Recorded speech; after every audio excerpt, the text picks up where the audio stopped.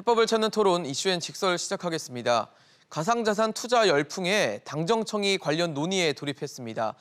최근 가상자산 거래소의 안전성 문제 등과 함께 내년 과세를 앞두고 대응책 마련에 나선 건데요. 가상자산의 본격적인 제도권 진입 시발점이 될지 아니면 일반적인 규제가 될지 지켜봐야 할 시점입니다. 자세히 한번 살펴보시죠.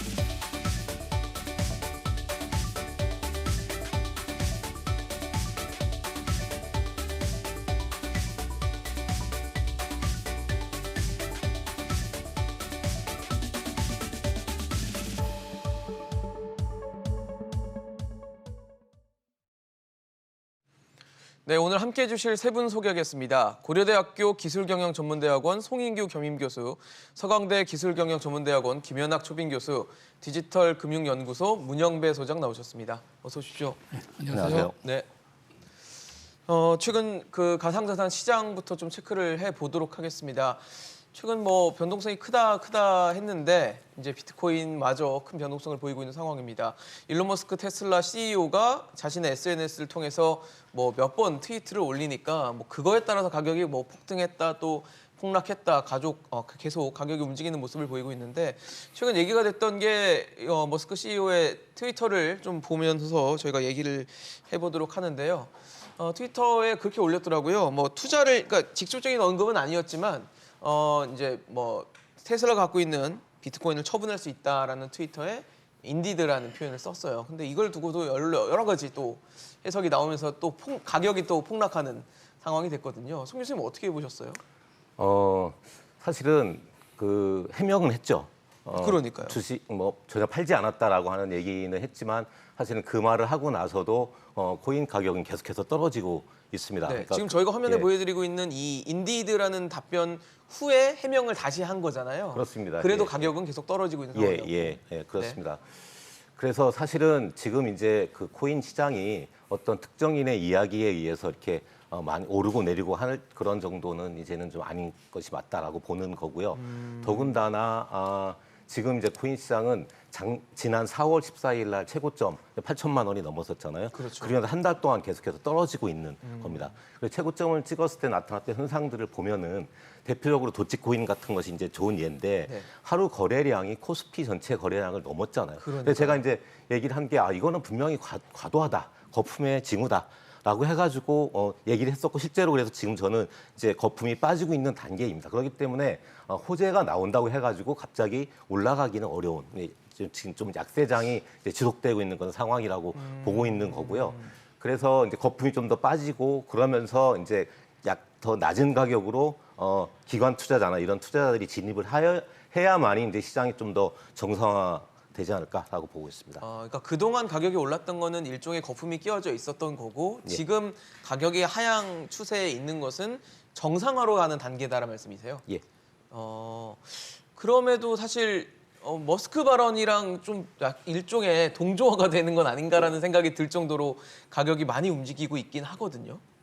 우선 이제 머스크의 발언에 따라서 가상화폐, 암호화폐 가격이 이렇게 출렁거리는 거 보면은 암호화폐가 사실은 내재 가치와는 무관하게 얼마나 이렇게 가격이 과대 형성돼 있다는 다시 한번 보여주는 계기가 됐고 첫째로 지적하고 싶은 거는 예. 참 저 양반은 도덕적 해이가 심각하다. 그래서 1분기 실적 보면 그 4억 4천만 불 순이익 중에서 1억 1천만 불, 즉 4분의 1이 그 비트코인 팔아서 얻은 네. 수익이라고 그러잖아요. 또 다른 외신 보도에 하면 저렇게 수인 이익을 급증시키고 순이익하고 본인의 그 보너스하고 연동이 되기 때문에 엄청난 액수의 그 스탁 옵션을 추가로 받는다고 그래요. 개인의 이익을 위해서 이 비트코인 가격을 마음대로, 왜냐면 자기의 말 한마디에 사실은 저 친구는 알고 있어요. 네네. 비트코인 가격이 출렁일 수 있다는 거. 그렇기 때문에 그렇게 해서 본인의 이익을 챙긴 거다. 그래서 제가 어떤 생각이 드냐면 지금까지 이제 미국에 사실 그렇게 규제가 강하지 않았는데 머스크의 저런 도덕적 해이로 말미암아서 이제 암호화폐에 대해서도 미국 금융당국에서 본격적인 규제에 나서는 것이 아닌가 하는 그런 생각이 들고요. 또 하나는 보면 과거에도 이 암호화폐라고 하는 것이 항상 그렇게 오르진 않았습니다. 2017년 폭락했던 단계가 그때 고전에 있었죠. 올랐다가 폭락해가지고 한 3년 정도를 그렇죠. 사실은 거의 이렇게 물론 낮게 그 중간에도 등락은 있었지만 변동성이 있었죠. 거의 뭐 이렇게 비트코인 같으면 10,000불에서 한 13,000불 정도 하다가 작년 12월 15일자부터 폭등해서 그러니까요. 67,000불까지 갔다 지금 33,000불까지 다시 떨어졌는데 지금 보면 미국 그 금융시장에서 보면 그 제닛 그 재무부 장관이 인플레 제닛 옐런. 우려를 이야기했잖아요. 네. 그래서 급히 그 말을 덮었지만 사실 올해 미국 경제 성장률 예측치가 6.4%입니다. 엄청난 성장이죠. 지난 수십 년대 최고치. 왜냐하면 작년에 워낙 안 좋았기 때문에 그렇죠. 기저효과라 성장이 오르고 3월 달에 인플레이션이 2.6%입니다. 이미 그 연준에서 예측한 물가도. 수준을 훨씬 넘어서고 있거든요. 그래서 지금 그럼에도 불구하고 이렇게 경제가 성장함에도 불구하고 연준은 계속 돈을 풀고 있습니다. 이게 언제까지 갈 거냐는 거죠. 결국은 그렇죠. 테이퍼링 이야기가 조심스럽게 나오고 그래서 그동안에 약속한 것도 있고 또 바이든은 취임 초기에 자기 뭔가 실적을 보여주기 때문에 올해 만약에 미국이 6% 내지 7% 정도 성장한다 그러면 인플레이션이 불가피하게 3%를 넘을 걸로 보이고요. 그러면 뭐 올해는 아니라도 내년 네. 정도면은 금리 인상을 테이퍼링 이야기가 안 나올 네, 수가 없고요. 테이퍼링을 그리고 해야 돈줄 되고. 제기가 나올 겁니다. 금리 인상되고 그렇다면은 사실은 이 금융자산 시장이 상당히 떨어질 가능성이 있고 특히 이제 코인주 같은 경우에는 이제 알트코인 중심으로 떨어질 가능성이 높다. 그래서 그 와중에 이렇게 저 머스크 같은 사람이 이렇게 장난을 치니 네. 이 시장에 대한 신뢰가 떨어지고 그래서 사실은 앞으로 추가로 투자하실 분들은 굉장히 신중해야 된다. 그런 말씀 우선 좀 드리고 싶습니다. 그런 것 같습니다. 가상자산 시장이 뭐 아까 말씀하신 것처럼 2017년에도 계속 됐던 시장이긴 하지만 최근에 뜨거운 관심을 받고 있다 보니까 최근에 이제 어떻게 관심을 보이시는 분들한테는 좀 신뢰도를 좀 낮춰주는 그런 이벤트들이 되는 건 아닌가라는 또 새로운 시장에 대한 걱정을 할 수밖에 없다는 생각도 들거든요. 그나마 다행이라고 생각합니다. 문제는 그런 부분에서 가치에 대한 평가 없이 묻지마 투자들이 이루어지는 것에 대해서 미리 예방 주사를 차라리 맞는 게 아닌가라는 생각이 듭니다. 예를 들면 코인을 우리 굳이 화폐하고 비교를 한다면 네. 우리가 화폐를 다른 사람에게 상품을 건네주면서 그 화폐로 결제를 받는 이유가 이걸로 돌아서서 나도 구매력을 행사할 수 있으리라는 그런 믿음 때문입니다. 그러면 법정 화폐는 국가가 정해놓은 그런 구매력이 있는 거고요. 또 다른 상품, 금융상품이나 다른 상품들도 그런 돌아서면은 그걸로 구매력을 행사할 수 있는 그런 믿음이 있어야 되는데 네. 과연 이런 도치코인이나 이런 코인들로 알트코인 지금 많이 나오고 있습니다만 예. 이걸로 어떤 상품, 주식이나 다른 것이 아닌 코인이라고 말한다면서도 그런 가치를 가지고 구매력을 행사할 수 있을까에 대한 믿음에 대해서는 매우 회의적입니다. 그런 부분들이 소장님께서 보시기에는 지금 네. 비트코인 가격이 상당히 올라갔다 좀 떨어졌어요, 많이. 네. 그럼 다시 올라갈 수 있는 여지는 충분히 있다고 보십니까? 저는 이제 그런 부분에서는 전혀 그 반대의 생각을 갖고 있습니다. 어떠세요? 예. 그러면은 뭐 올라갈 여지보다는 앞서 뭐 교수님들 두 분 다 주셨던 것처럼 거품이 빠져가는 과정이라고 봐야 될까요? 저는 거품이 빠져가는 과정이라고 그 부분에 대해서는 아주 전적으로 동의를 합니다. 근데 이제 저는 네. 지금 단기적인 현상을 가지고 이야기하고 있는 것이고요. 예, 예. 장기적으로는 저는 이쪽 시장이 결국 블록체인의 발전에 의해서 움직이는 시장이라고 보는 예, 예. 거거든요. 예. 그러니까 우리가 이제 단 하나의 뭐 비트코인이라든지 아니면 도치코인이라든지 이런 걸 마이크로한 현상을 가지고 이쪽 전체 시장을 판단하는 것은 무리가 있는 것이고요. 더군다나 굉장히 단기간 동안에 굉장히 많이 올랐던 거거든요. 이제 그러면서 생기는 부작용이 원래는 이게 기관 투자자들이 주도해가지고 계속 장이 올랐었던 장입니다. 근데 올해 들어가지고는 개인들이 과도하게 진입을 하면서 너무나 많이 올랐었던 것이 예. 지금 단기적으로 조정을 받는 과정이라고 저는 보는 거고요. 장기적으로 볼 때는 이제 블록체인에 맞는 세상이 지속이 되기 때문에 이쪽 비트코인이나 이런 이제 코인 시장들은 장기적으로 우상향한다라고 하는 믿음에는 저는 변함은 없습니다. 네, 그런 점에서 저도 좀 구분을 좀 하고 싶군요. 네네. 가상자산의 전반적인 그런 트렌드나 또 가상자산에 의해서 가치가 이전되고 거래되는 그런 부분에 대해서 분명히 아주 긍정적인 거라고 생각합니다. 그런데 현재 지금 시장에서 거래되는 그런 상품에 대해서는 그 상품들이 실어 나르는 그런 가치나 이런 부분에 대해서는 코인 홀더들이 매우 신중하게 좀 판단을 해야 하지 않을까라는 그런 생각입니다. 그러니까 결과적으로 지금 단기적으로는 뭐 조정을 받거나 출렁이는 모습을 보이더라도 뭐 장기적으로 봤을 때는 두 분이 보시기에는 우상향하는 곡선을 그릴 것이다라는 얘기죠. 그 개별적인 그런 가상 자산을 말씀드리는 게 아니고요. 가상 전체 자산들이 시장에. 새로운 가치들을 실어 나르는 그런 수단으로서 등장을 하고 예를 들면은 주식을 얘기한다면 네네. 주식이 이제 페이퍼 주식에서 이제 디지털화된 디지털로, 것처럼 다른 일들이 가상 자산을 통해서 그런 가치들이 이제 거래되기 시작한다면 그런 것은 아주 훌륭한 가상 자산의 샘플로 볼 수 있습니다. 그래서 현재는 블록체인의 그런 기술 자체가 비트코인이나 이더리움처럼 뭐 초당 평균 거래량이 확정하는 거래량이 매우 낮지 않습니까? 일반적인 그런 신용카드에 비해서요. 그래서 그런 기술들이 새로운 기술들이 등장을 하게 되면 네.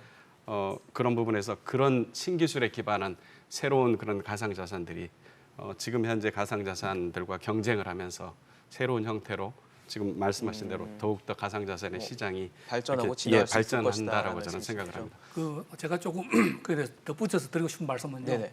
전체적으로 우상향한다라고 하는 건 굉장히 좀 막연한 이야기거든요. 결국은 개인은 개개의 종목에 투자를 하는 겁니다. 그렇죠. 근데 지금 어느 정도 이 거품이 심하냐면은 우리가 뭐 비트코인 워낙 잘 알지만 사실은 그 리플이라는 코인도 있습니다. 리플도 사실 이더리움과 비트코인과 함께 알트코인이긴 하지만 3대 코인의 가상화폐에 속하는 대표적인 거거든요. 또 그런데 이제 코인으로 속하죠. 리플이 각광을 받았다고 하는 거는 해외 송금을 실시간하고 송금 수수료 굉장히 낮고 그리고 각광을 받았는데 제가 보니까 작년 말 현재 누적 송금액이 리플을 이용해서 한 게 5억 달러에 불과하더라고요. 근데 지금 웨스턴 유니언은 우리가 송금 수수료 은행의 자체 솔루션도 있지만 웨스턴 유니언 회사는 많이 쓰는데 그 회사는 작년에 매출액만 600억 달러예요. 매출액만 600억 달러는 거래액은 1년에 수조 달러라는 거죠. 네네네. 그러면 리플은 지금은 그렇지만 앞으로 장래성이 있다. 그건 아니라고 보는 의견이 더 많더라고요. 왜냐하면 이제 과거에 리플이 뭐 처음에 나왔을 때 굉장히 각광을 받았지만 이런저런 기술적인 문제도 있고 기술적으로 그렇게 뛰어나지도 않고 보니까 은행들이 MOU 막 맺고 그래서 굉장히 한때 각광을 받았는데 은행들이 그걸 채용을 안 하고 있어요. 그러니까 은행은 결국은 뭐 송금 수수료 여러 가지 이슈가 있겠지만 네네. 은행 채용을 하고 있고 대체 수단으로는 웨스턴 유니언을 활용하고 있고 근데 웨스턴 유니언 어제 제가 아침에 봤는데 어제 시가총액이 100억 달러고 리플은 670억 달러더라고요. 네네. 75조입니다. 그러니까 이게 리플이 시장의 대다수 의견은 앞으로도 크게 성장할 가능성이 없다고 그러는데 1년에 수조 달러를 거래하는 웨스턴 유니언은 100억 달러인데 리플이 670억 달러라고 하는 건 이 어느 정도 거품이 있겠냐. 근데 이 리플은 그냥말로 묻지마 투자를 하는 코인이 아닙니다. 굉장히 그 3대 지금 시총 한 4위 정도 하는데요. 굉장히 메인스트림에 있는 코인이 하나거든요. 그래서 이 개개의 종목에 결국 투자를 하게 되고 그런데 사실 일반인들 그 공부를 투자할 때 공부를 많이 하셨는데 그건 공부를 해도 잘 모릅니다. 이 밸류에이션 자체가 일반 주식에 비해서는 밸류에이션 자체가 굉장히 어렵거든요. 그래서 저는 이제 전통적인 기법으로 만일에 주식의 어떤 밸류에이션을 정한다는 기준을 하면 리플은 당연히 이 웨스턴 유니언보다는 가격이 싸야 되는데 지금 훨씬 더 6.7배 정도 비싼, 시가총액이 네. 있으니 리플을- 이거는 그만큼 네. 많이 버블이 심한 거고 투자할 때 정말 유의하셔야 된다. 그런 말씀 다시 한번 드리고 싶습니다. 근데 리플은 지금 어쨌든 SEC가 기소를 한 상태고 재판을 받고 있는 중이기 때문에 네. 제대로 된 그런 비즈니스 하기는 어려운 상황이죠. 그러니까 미국 증권거래소에서도 지금 뭐 제재 그렇습니다. 아직은 이제 상황이기 리플이 때문에. 발행 과정에서 증권이 예. 아니냐 이런 등등 해가지고 조사를 받고 있고 굉장히 많은 거래소에서 퇴출이 됐고 그렇기 때문에 리플이 제대로 된 거래를 하기는 어렵다라고 보는 게 맞는 거고요. 그럼에도 불구하고 사람들은 이거는 이제 별 문제가 없이 끝날 것이라고 생각하고서 투자를 하는 것인데 그게 투기냐라고 하는 이슈는 있는 그럴 겁니다. 수는 그러니까 있죠. 본질적으로 얘기를 하자면은 이런 겁니다. 그러니까 개별 종목에는 굉장히 많은 거품이 있는데 세계 3위 종목은 바이낸스라고 하는 거래소예요. 그러니까 이번에 이제 장이 떨어진 굉장히 중요한 역할을 했던 것 중에 하나가 바이낸스가 지금 자금 세탁 방지하고 탈세 혐의로 조사를 이제 받는다고 하는 게 어제 보도가 나왔어요. 네. 근데 바이낸스 같은 경우에 보면은 굉장히 많은 비즈니스를 하고 있는데 그 중에 하나가 이제 거래소 비즈니스입니다. 거래소 비즈니스를 비교를 하자면 그러면 코인 베이스가 지금 이제 상장된 주식의 가치가 약 50조 정도 된다고 보고요. 그러면은 바이낸스가 그 거래량이나 아니면 사용자 수나 벌어들이는 이익이나 이런 걸 비교하면 제 생각에는 적어도 10배 어쩌면 100배의 가치가 있는 거라고 저는 판단을 하고 있어요.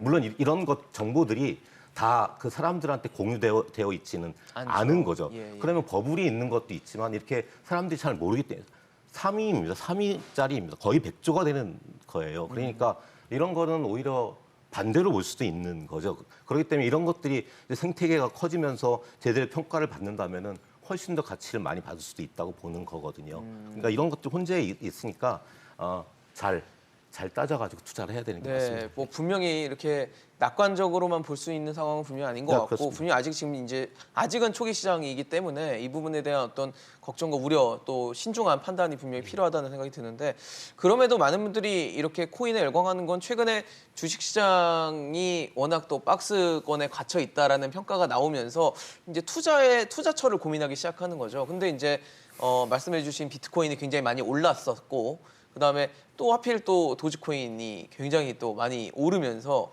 이제 투자처로 또 고민하다 보니까 많은 분들이 관심을 갖게 되는 건데 거기에 또 중심에 있는 인물이 일론 머스크입니다. 일론 머스크는 뭐 스스로를 도지파더라고 자처를 하면서 얘기를 하고 있는데 결국은 지금 도지코인을 띄우기로 하는 것인지 이것도 뭐 모르겠어요. 도지코인은 도대체 실체가 있는 겁니까, 소장님?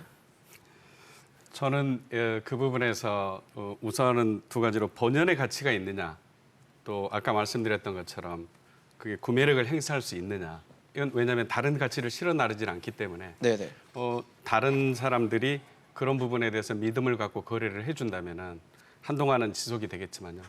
더 중요한 것은 현재 그 국가가 유지를 하기 위한 수단으로 경제 거래들에 대한 모니터링을 하게 되죠. 그래서 이제 화폐와 예금 화폐의 흐름을 통해서 그런 경제 거래를 모니터링을 하는데 실제로 이 가상자산이 나와서는 아직 각 국가들이 그런 부분에서 경제 거래를 모니터링할 수 있는 그런 역량을 확충하지 못했습니다. 그런 상태에서 지금 도지코인이나 이런 코인들이 나와 있는데 만약에 이 코인들이 나중에 지금 현재 국제적으로 글로벌에서 AML CFT 세탁 방지하고 네, 자금 대테러 세탁 자금 방지하는, 네. 이런 부분에서 이제 규율들이 컨센서스가 이루어지게 되면 그런 조건들을 충족하지 않은 그런 그 토큰이나 그런 코인들에 대해서는 그 미래가 어떻게 될지에 대해서는 사실은 장담할 수 없습니다. 근데 그렇게 시스템이나 어떤 이런 제반 사항들이 마련되기까지는 시간이 좀 필요할 텐데 투자는 지금 이 시간에도 이루어지고 있거든요. 네, 그러면서 네, 또 네. 도지코인 같은 경우는 손실을 많이 보신 분들도 실제로 계시기 때문에 걱정을 뭐 안 할 수는 없을 것 같습니다. 네. 교수님 어떻게 보십니까? 그러니까 아까 했던 말씀에 덧붙여서 하자면 이 앨런 머스크라는 사람이 그 도덕적 해이가 굉장히 작용을 하고 있다고 보고요.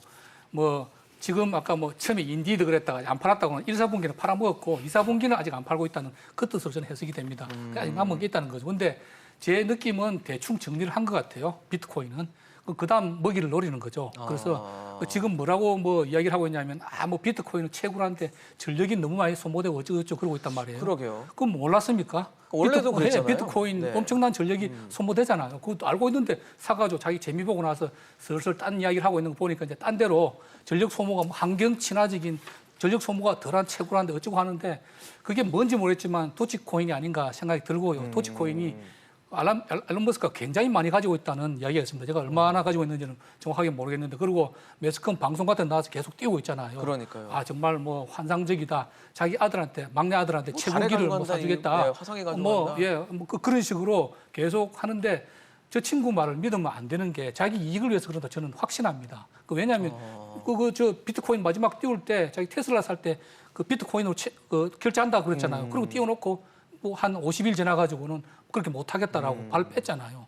도지코인도 저렇게 띄워놓고 어느 정도 오르면 또 팔고 빠지지 않을까 저는 뭐 거의 확신합니다. 물론 제 개인적인 생각입니다만. 예. 그래서 결국은 미국이라는 나라가 보면 금융 시스템 우리나라 전혀 다릅니다. 우리나라는 사정 규제가 굉장히 철저한 나라잖아요. 사고가 안 일어나게. 그러다 보니까 혁신이 없는데 미국은 처음에 굉장히 풀어놓습니다. 그래서 나타나 사고도 나고 그러면 네. 왜냐하면 풀어놔야 규제가 완화돼 있어야 혁신이 생기거든요. 만들어질 수 그럼 있으니까. 너무 문제가 심각하면 이제 사후적으로 규제망을 조아갑니다.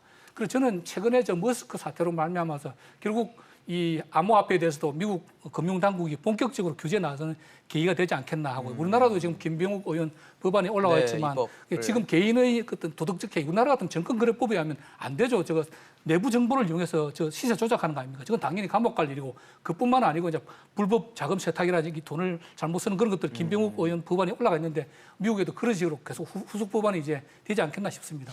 근데 사실 일론 머스크의 이런 행위 자체를 뭐 시세 조종이 아니냐, 뭐 아까 말씀해 주신 대로 도덕적 해이 아니냐 각종 얘기가 있는데 처벌은 안 되죠, 이건.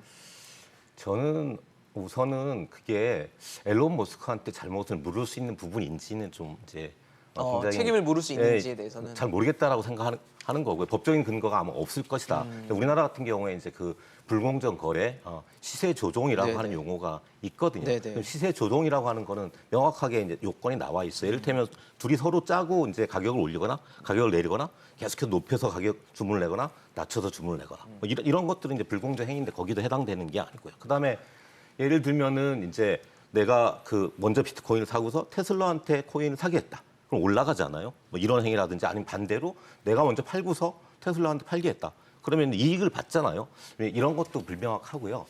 다만 이제 내가 도치코인을 갖고 있는데 도치코인에 대해서 좋은 얘기를 했다. 그러면 그게 시세 조종이야.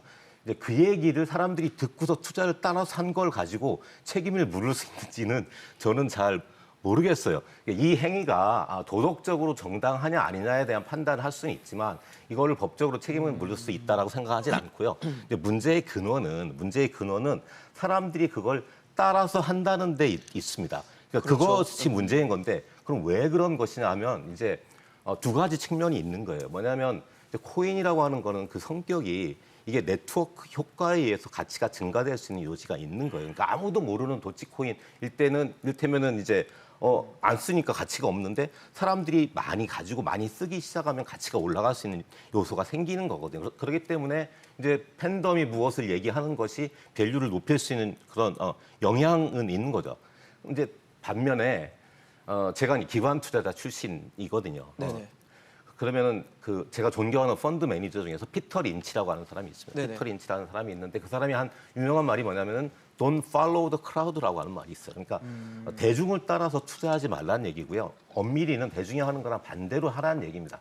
그러니까 아까 말한 네트워크 이펙트에 의해서 일정 부분은 가치가 올라갈 수 있는 부분이 있는데 사실은 기관 투자자들은 그렇게 투자하지 않아요. 똑같은 일이 있었잖아요. 주식시장에도 테슬라가 자기 주식 비싸다고 얘기했었어요. 자기 주식 비싸다고 얘기해가지고 자기 주식이 20% 떨어지고 세계 최고의 갑부였다가 자기가 베조스한 2등을 밀렸어요. 그걸 가지고 누가 뭐 베조스한테 불공정 행위했다고 얘기하지 않는 거거든요. 그때는 그거거든요. 주식시장은 다 애널리스트들이고 애널리스트 리포트를 보고 투자를 하고 기관 투자자는 그 말 듣고 투자하지 않거든요. 뭐라고 얘기하지 않는 거예요. 이 코인 시장의 문제는 뭐냐면은 이제 이런 제대로 된 정보를 제공하는 기관이 없기 때문에 애널리스트도 없기 때문에 그렇기 때문에 사람들이 따라서 투자하고 이런 팬덤이 있고 그러다 보니까 도치코인이 70조다? 이게 말이 되나? 70조? 처음에 오를 수는 있어요. 한 70조? 100조? 발행량이 도치코인 무한정입니다. 이미 네네. 비트코인보다 그렇죠. 가격이 이미 더 비싸다고 할 수도 있어요. 근데 70조 더 산다? 더 올라간다? 이거는 따져보면은 굉장히 비현실적입니다. 저는 기관 투자자가 아닌 도치코인을 투자할까? 저는 여기에 대해서 심각하게 의문을 갖고 있습니다. 네. 어떠세요? 소장님께서 보시기에는 이런 어떤 머스크의 행위에 대해서 뭐 처벌할 수 있는 규정이 지금 뭐 없다라는 평가들이 있거든요. 법이라는 것은 처벌을 하는 것은 법의 규정이 있어야 되는 거겠죠. 그렇죠. 그런데 이 부분에 대해서는 아직은 글로벌에서 그런 규율이 없기 때문에 네. 법의 잣대를 들이댄다는 것 자체가 어떤 잣대를 들이대야 될지에 대해서 근거가 아직은 없는 걸로 저는 이해를 하고 있습니다. 네. 그래서 빨리 그런 부분에 대해서 이 가상자산에 대한 그런 기본법들을 규율하고 그런 근거들을 국제적으로 공조할 수 있는 그런 노력들이 있어야 된다고 생각합니다. 전체적으로 아직은 뭐 시스템이나 이런 것들이 구성이 되어 있지 않은 상황이다 보니까 거기서 또 혼란이 많이 발생하고 법도 아직 미비돼 있는 점들이 많기 때문에 문제가 좀 생기고 있다라는 생각이 드는데 국내에서도 이 가상자산이 좀 열풍이 불다 보니까 뭐 거래량도 많이 늘죠. 많은 분들이 관심을 갖고 투자를 하시는데 문제는 일부 거래소들에서 왜 접속 지원 같은 게 발생을 합니다. 그러면 이제 뭐 사과로 끝나는 경우가 좀 종종 있던데 글쎄요, 뭐 보상이나 이런 부분에 대한 어떤 고민도 좀 있어야 되는 건 아닌가라는 생각이 드는 게 주식시장 같은 경우는 또 반대로 그런 부분에 대한 고민을 많이 하는 시스템이 마련돼 있기 때문에 하는데 글쎄요, 가상자산은 지금 뭐 이런 어떤 제반 법이나 시설이나 이런 것들이 좀 잘 돼 있지 않다. 그래서 투자자들의 손실은 그냥 투자자의 몫으로 가져가면서 사고도 투자자의 몫이 되는 건 아닌가라는 걱정이 좀 되거든요. 그러니까요. 지금 자꾸 그 금융 당국에서는 혹은 뭐 꼭 금융 당국뿐만 아니라 네네. 정부의 전체적인 분위기는 이게 투기성이 너무 강하니까 이걸 애써 외면하고 제도권 밖에 계속 두려고 그러면서도 규제는 하고 또 이익에 대해서 세금을 걷겠다라고 과세하겠다고. 하는데 네. 우선은 규제가 먼저 가는 제도권 내로 이 편입을 시켜야 됩니다. 그래야 우리 흔히 주식 거래소의 규제 마냥 제대로 규제를 할 수 있는 것이죠. 네. 저는 그런 의미에서 그 일본의 사례를 한번 참고는 할 만하다고 생각하는데 일본도 한 5, 6년 전에 굉장히 그 암호화폐 투기 열풍 때문에 골머리를 앓았습니다. 네, 그런데 네. 아예 제도권에 넣어버렸죠. 자금결제법에다가 이 가상자산 가지고 암호화폐 가지고 결제할 수 있다. 물론 강제하는 건 아닙니다. 화폐는 아니니까 그 뭐 민간에서 상점에서 하고 싶으면 해라. 결제 수단을 인정을 하고 그런데 일본이 그렇게 했다면 그러면서 이게 그 거래 이익에 대해서 최고 맥시멈 55%까지 굉장히 중과세를 절반도 때렸을 때 넘게요? 제도권 내로 편입하면서 아주 중과세를 한 거죠. 그러다 보니까 이게 팔아도 네네. 별로 본인이 챙길 수 별로 그러네요. 없는 거예요. 수익을 그래서 어떻게 사실은 얻지는 일본에서는 못할 수 우리나라만큼 이렇게 암호화폐에 대한 투자 열풍이 이렇게 심하지는 않습니다. 예, 예. 물론 이제 일본 같은 경우는 너무 좀 중과세로 또 그렇게 한 경우인데 일단은 저는 규제라든지 뭐 세금을 이야기하기에 앞서서 우선 제도권 내에 넣어라. 그러나 그래서도 지금 물론 이제 거래소에 대해서는 여러 가지 이제 실명 계좌를 가지고 여러 가지 뭐 정보 인증이라든지 규제하고 있으면 그래소부터 저 제도권 내에 냈고 기본법을 만들어 가지고 이를테면 아무 가상화폐나 정말 할 것이 아니라 최소한의 어떤 기본 심사 정도 해서 거기서 거래되는 가상화폐, 암호화폐들에 대해서는 최소한의 요건을 갖추게 한다든지 그렇게 해야 되는데 이 밉다고 해서 규제를 안 하면 더 큰 피해가 생기고 분명한 건 오늘 현재도 그렇고 우리 올해 들어가지고 주식 거래량보다 주식 거래 액수보다 암호화폐 거래 액수가 더 많거든요. 이 엄연한 현실을 해서 외면할 수는 없는 거거든요. 그래서 제도권 내놓고 규제하고 싶으면 제도권 내놓고 규정을 만들어 놓고 규제를 하라는 이야기죠. 정부 당국에서 굉장히 이걸 외면하고 있다가 최근에 이제 20대나 젊은 층에서 반발이 심하니까 네. 검토를 하고 있는데 저는 그러니까요. 우선 급한 거는 기본법 만들어서 제도권 내에 넣고 그다음에 규제를 하든지 뭐 세금을 걷든지 선우가 조금 바뀌어 있다. 그런 생각이 듭니다. 근데 사실 지금 주무부처도 없어요. 지금 뭐 금융위원회와 기획재정부 중에 뭐 누가 할 것인가를 두고도 서로 좀 떠미는 모양새이기도 하고 금융위원회 수장인 은성수 금융위원장은 이 가상자산이 제도권에 들어오는 거를 원하지 않는다라고까지 얘기를 한 상황이기 때문에 과연 제도 안에 들어올 수 있을지 자체도 좀 물음표가 좀 달리거든요. 그러니까 사실은 해외의 경우를 봐도 그 어떤 나라든지 간에 금융 당국은 코인을 싫어할 수밖에 없어요. 왜냐하면은 돈이라고 하는 거는 국가가 갖고 있는 고유한 권력입니다. 그렇죠. 돈은 5만 원짜리를 한 장 발행하는데 얼마가 되겠습니까? 1,000원 들을까요? 근데 그거를 유통이 되는 나머지는 다 세금이잖아요. 그러니까 돈이라고 하는 건 국가 권력의 상징이랑 같은데 근데 민간에서 돈을 만들어가지고 유통을 하겠다고 하면 그 누가 좋아하겠어요. 또 어떤 당국이든지 간에 금융당국은 다 싫어합니다. 그런데 다른 나라들이 다 우리나라랑 똑같이 하고 있나요? 다른 나라들은 그렇지 않아요. 금융당국은 그렇게 하지만 네. 다른 나라들은 무엇인가를 받아들여서 제도화를 만들고 뭐 코인베이스가 상장이 되고 미국 같은 경우는 선물거래소가 만들어지기도 하고 뭐 캐나다 같은 경우는 ETF라고 하는 금융상품도 만들어지고 은행에서 팔고 이런 모든 것들이 다 이루어지잖아요. 네. 다 금융권에서 벌어지고 있는 일 아닙니까? 이 얘기는 뭐냐면 결국은 결국은 블록체인인 거고요. 블록체인이 갖고 있는 여러 가지 요소가 있고 거기에 코인이라고 하는 요소가 있고 네. 근데 이 전체적으로 봤을 때는 부정적인 요소도 있지만 긍정적인 요소도 있기 때문에 이걸 나라가 감싸 안고 최종적인 국가 경쟁력, 국가 이익 차원에서 제도를 만드는 거거든요. 금융당국 입장에만 들어보고 우리나라는 금융당국 입장만 딱 듣고서 코인 나쁜 거 하면 안 돼, 끝. 더 이상 아무 진도가 안 나고 3년 전하고 지금하고 우리는 아무것도 된 게 없잖아요. 그 사이에 이 블록체인 세상은 얼마나 엄청나게 그렇죠. 앞으로 달려가고 발달을 있는데? 했는데요. 아니 이게 3년 전하고 지금은 차원이 다른 세상이 지금 벌어지고 있는 거거든요. 너무나 많은 비즈니스들이 벌어지고 있고 너무나 많은 기업들이 비즈니스를 하고 있고 너무나 많은 기관 투자들 투자를 네네. 하고 있고 뭐 실제로 돈들도 벌고 있고 등등 세상은 이렇게 많이 바뀌고 있는데 우리는 금융당국의 입장만 딱 듣고 코인 나쁜 거 안 돼 끝. 이게 문제인 거죠. 그러니까 전체적인 입장에서 국가 경쟁력 차원에서 이 업의 발전 그리고 투자자 보호도 해야 되지만 투자 대상인 산업도 발전해야 된다. 이런 균형 잡힌 시각에서 네네. 제도를 만드는 것이 지금 시급한 시점입니다. 소장님 보시기는 어떠십니까? 저도 아주 굉장히 지금 우리 송 교수님 의견에 전적으로 동의를 합니다. 그런데 이제 저는 한 가지 더 하고 싶은 게요. 네네. 정책 당국에서 관련되는 용어들을 사용하실 때 조금은 이 일반에 그서 필요로 하는 그런 또는 일반에서 쓰는 용어들하고 서로 소통이 되는 그런 용어를 좀 썼으면 합니다. 사실은 금융위원장이 그런 대목에서 발언을 했던 그 전후 사정들을 보면 네네. 그 내용만 가지고는 금융위원회 입장에서는 사실은 뭐 나무랄 거 없습니다. 또 법무부 장관이 2018년인가요, 19년인가요? 박성기 전 장관이죠. 네네. 예. 그때 발언했을 때도 그분의 발언 맥락에서 보면은 그게 틀린 건 아닙니다.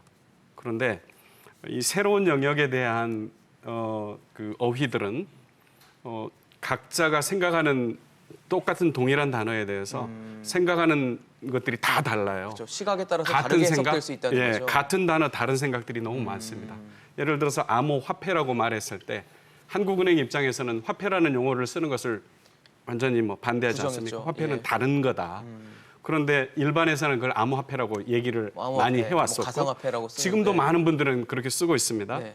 그런데 이제 정부는 가상자산으로 글로벌에서는 이제 정의를 가상 했죠. 자산이라고 해서 예. 가상 자산이 일반적인 터미널로지로 쓰이면서 그 부분에서 뭐 미국 같은 경우에는 증권 관련한 것들은 증권 쪽에서 규율을 하고 뭐 통화 관련한 것은 뭐 예금 쪽에서 뭐 규율을 하고 하는 것처럼 우리나라도 그런 부분에 있어서는 용어의 선택을 조금은 더 신중하게 해서 대중과 소통을 하는 그런 노력이 필요하다고 생각합니다.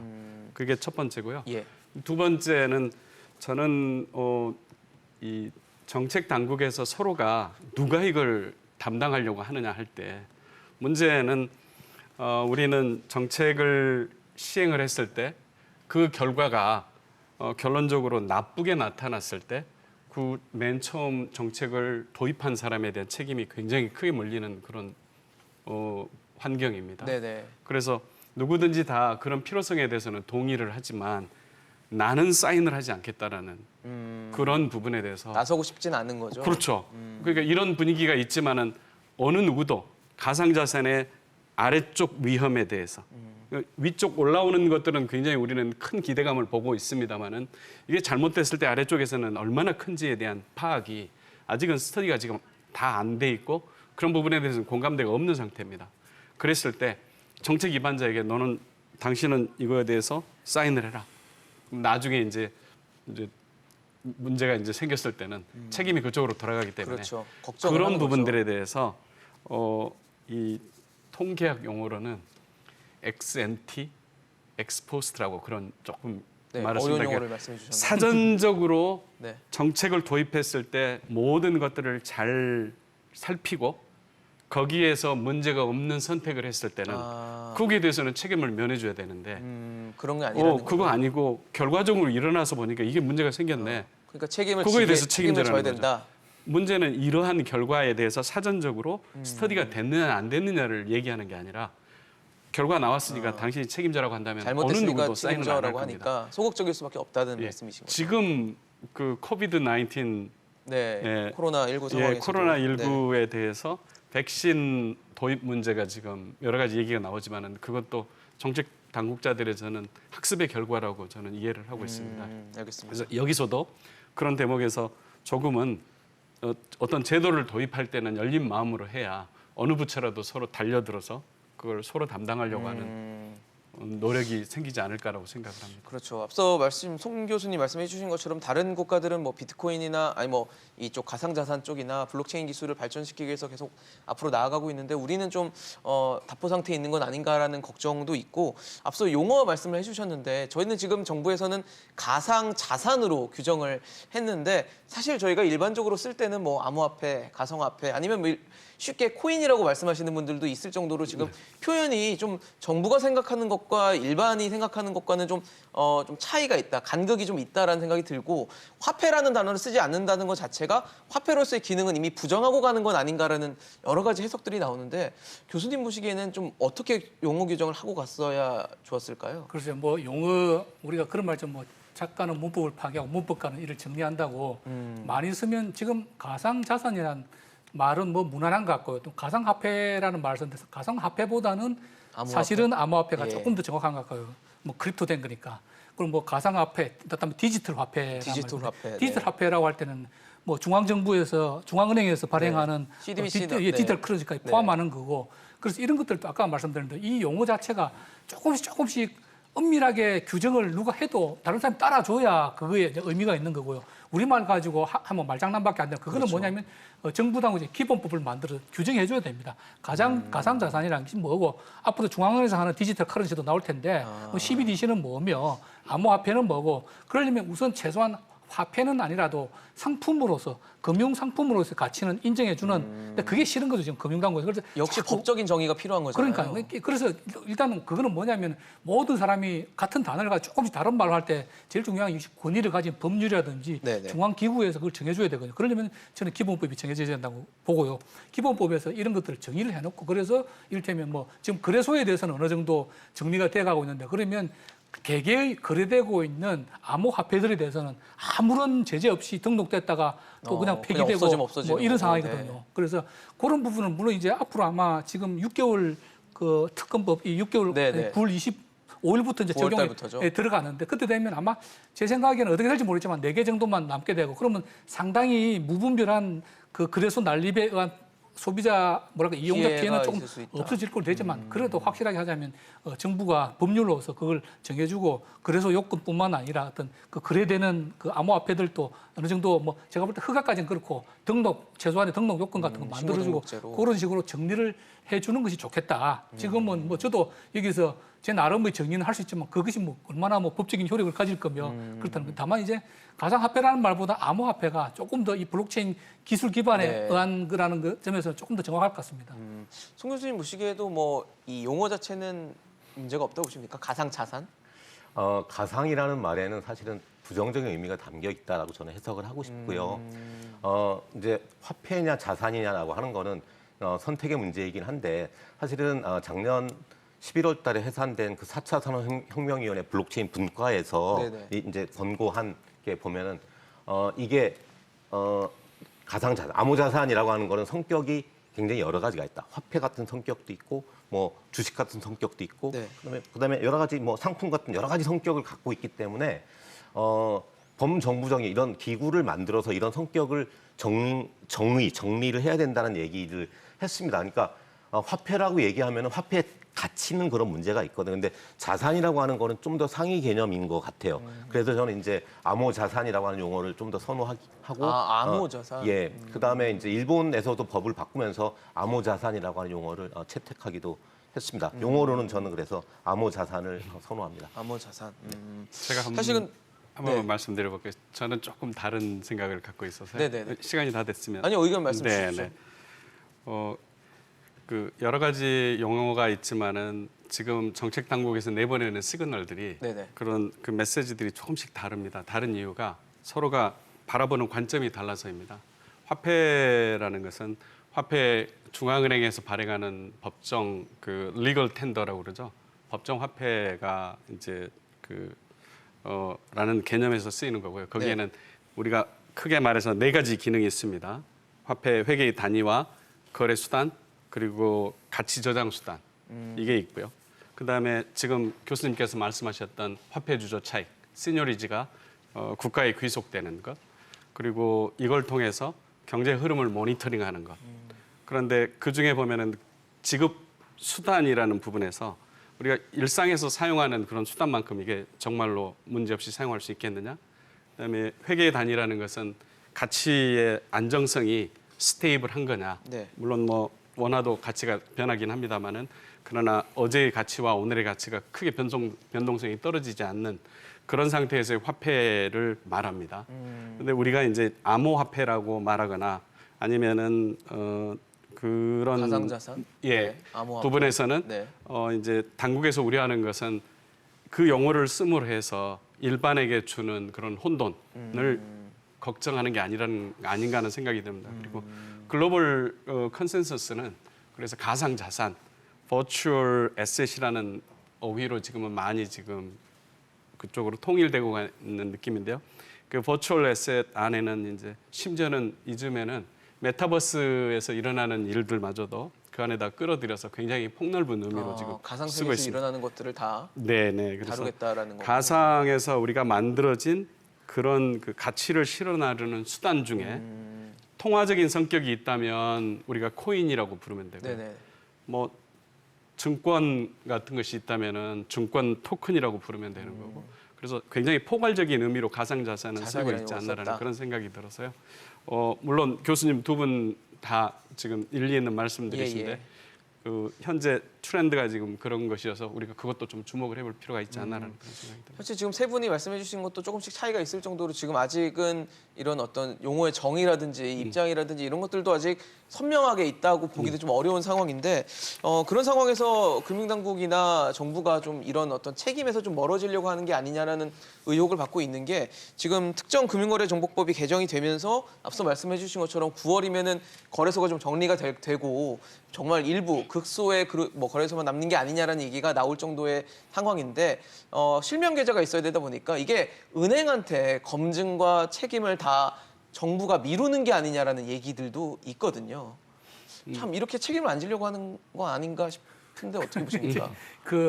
자꾸 제가 말씀이 이제 원점 회귀하는데 기본적으로 기본법 가지고 그 뭡니까 기본 원칙을 정하고 자격 요건을 정하고 그걸 안 하고 규제만 하다 보니까 네네. 결국 지금 제일 문제되는 게 이제 돈 세탁 이슈 아닙니까? 국내에서는 그렇죠. 자금 세탁을 이렇게 어떻게 국내에서는 금지돼 있는데 계속 그 수요에 비해서 공급이 부족하니까 왜냐하면 이제 채굴하는데도 가정용 전기하면 누진제가 채굴하는데 비용이 너무 많이 드니까 결국 외국에서 중국에서 채굴을 많이 한다고 그러더라고요. 그리고 우리도 뭐 김치 프리미엄이라 해서 가격이 높게 그 이야기 형성되고 하는 겁니다. 이러다 보니까 결국 국내에서 수요는 무지하게 많은데 공급이 안 되니까 김치 프리미엄, 김프라 그래가지고 국제 시세보다 10% 이상 올라가는 그런 것도 좀 사실은 문제죠. 왜냐하면 외국인 거래 자체가 또 막혀 있으니까 네네. 국내인 거래는 뭐 허용하는 것도 안 하는 거다.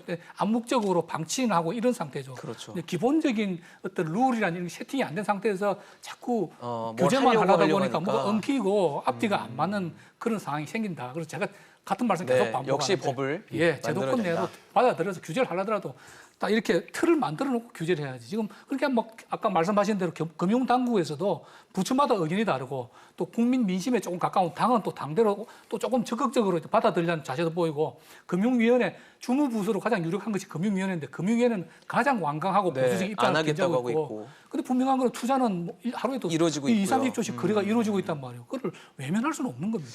지금 말씀을 주신 걸 들어보면 역시 좀 갸우뚱할 수밖에 없는 게 법은 없고 내년부터 과세는 하고 거래소는 정리하겠다고 하고 그리고 지금 이 시간에도 거래는 이루어지고 있고 참 뭔가 좀 거꾸로 된 건 아닌가라는 생각이 듭니다.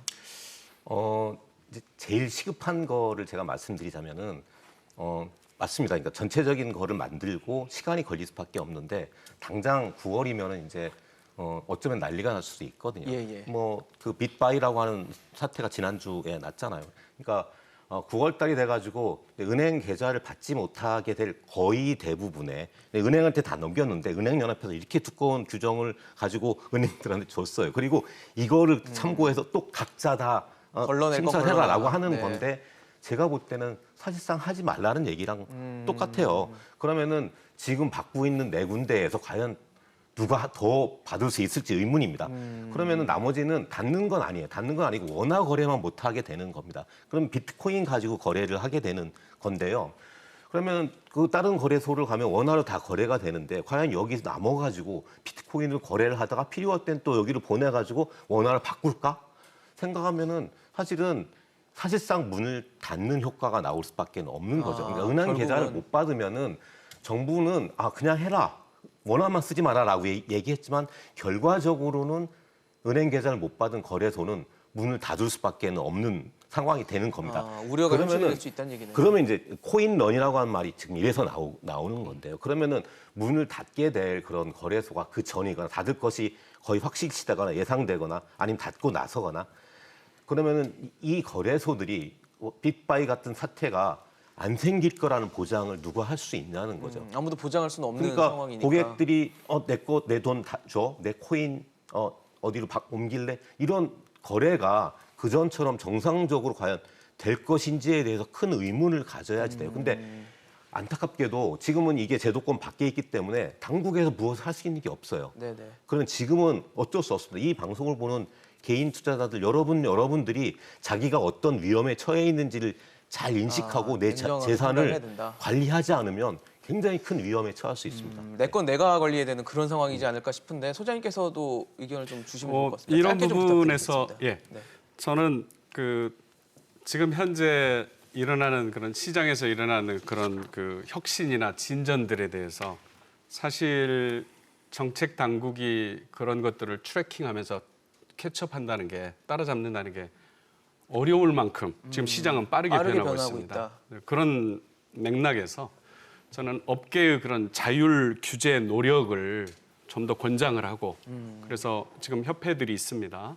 그래서 그런 협회들이 나서서 관련 분야에서 그런 자율 규제하도록 그런 분위기도 조성을 해서 그런 공간이 있어야 자율 규제들이 일어나게 됩니다. 그래서 그런 협회들의 노력이 완충 역할을 해서 정책 당국과 시장이 좀 더 활발하게 소통할 수 있게 하고 그런 부분에 대한 현황들을 잘 파악하는 소통 창구로 활용해 주셨으면 하는 바람입니다. 알겠습니다. 오늘 세 분 말씀 여기까지 듣겠습니다. 송인규 교수, 김연학 교수, 문영배 소장과 함께했습니다. 이슈앤직설 오늘 준비한 소식 여기까지입니다. 지금까지 시청해주신 여러분 고맙습니다.